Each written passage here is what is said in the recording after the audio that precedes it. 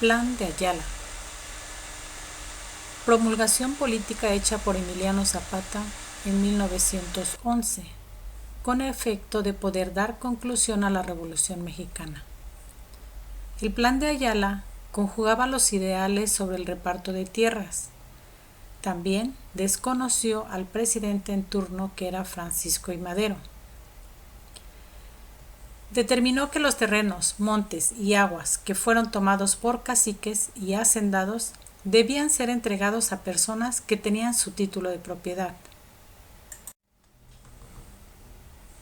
Otra de las características del Plan de Ayala fue la expropiación de los terrenos acaparados por caciques poderosos, la repartición de tierras a quienes no tenían ninguna posesión de terreno, con una indemnización a los expropiados, que correspondiera a una tercera parte de los terrenos. También el Plan de Ayala estipulaba que a los que se negaran u opusieran al Plan de Ayala se nacionalizarían sus bienes y las 2/3 partes que a ellos correspondan se destinarán para indemnizaciones de guerra, pensiones de viudas y huérfanos de las víctimas que sucumban en las luchas del presente plan. Dentro de las aportaciones del Plan de Ayala al derecho agrario, encontramos primeramente la restitución de tierras, bosques y aguas y la creación de tribunales especiales de justicia agraria. También abre el camino para la creación de una ley agraria que encuentra sustento y cumplimiento por medio de Venustiano Carranza en 1915. Otra de las aportaciones que tiene el Plan de Ayala al derecho agrario es que sienta las bases para la organización del campo mediante la necesidad de grupos a quienes se les entregaron extensiones de tierra para que se formaran lo que hoy conocemos como ejidos, así como los espacios determinados como bienes comunales, cuyo espíritu de existencia y justificación fueron los de contar con espacios para los asentamientos humanos derivados del crecimiento de las familias ejidatarias. Otra de las aportaciones de importancia que tiene el Plan de Ayala dentro del derecho agrario es que se establecen los mecanismos de indemnización mediante la aplicación de un proceso de expropiación para aquellas personas posesionarias de grandes latifundios, a quienes se les retiraron sus tierras que en exceso poseían y se les fijó un límite de extensión. Esto fue muy parecido a lo que el presidente Juárez realizara con las leyes de reforma contra la Iglesia. El Plan de Ayala también establece mecanismos de protección para la prohibición de la enajenación de toda extensión de tierra que se encontrara fuera del régimen de propiedad privada. De igual forma, contiene la fórmula para acabar con los latifundios mediante la expropiación y la acción dotatoria a quienes carecieran de tierras.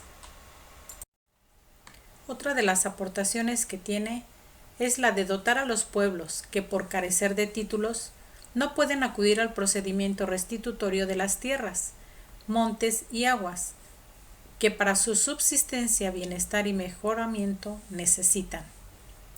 También se habla expresamente de fondos legales, ejidos o dehesas, que son para el ganado vecindario, y campos de sembradura y de labor.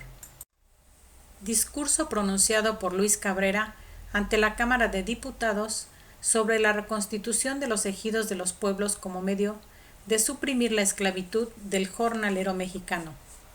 Dentro de sus características tenemos la necesidad de crear una ley agraria, dotarse de un organismo autónomo, sacar a los grupos campesinos como empleados de los caciques y hacendarios, dotar a los campesinos de tierra de cultivo que les permitiera medios y modos de producción agrícola.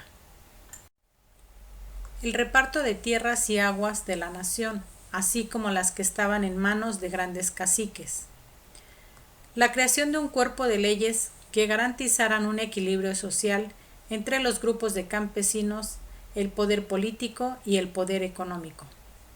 Un régimen de tierra que son los ejidos y bienes comunales dotados de autonomía.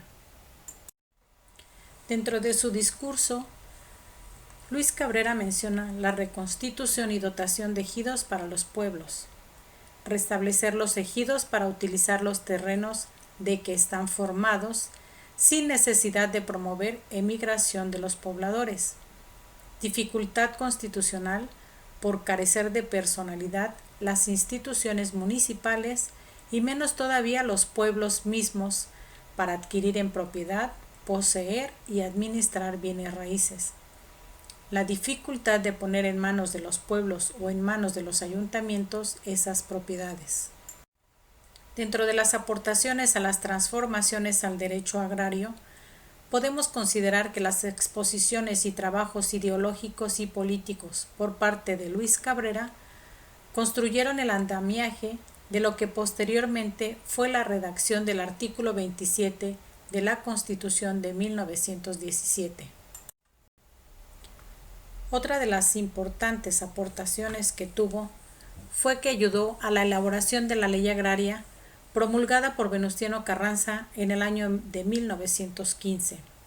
También fue la reconstitución y dotación de ejidos para los pueblos.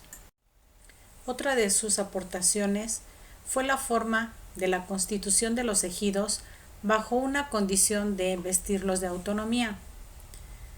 Los ejidos no pagarían impuestos y se establecerían reglas que impedirían la enajenación de los núcleos ejidales. Que los derechos parcelarios o ejidales son inalienables y que únicamente podían ser transmitidos a la familia, quien no solamente era la esposa, sino también la concubina.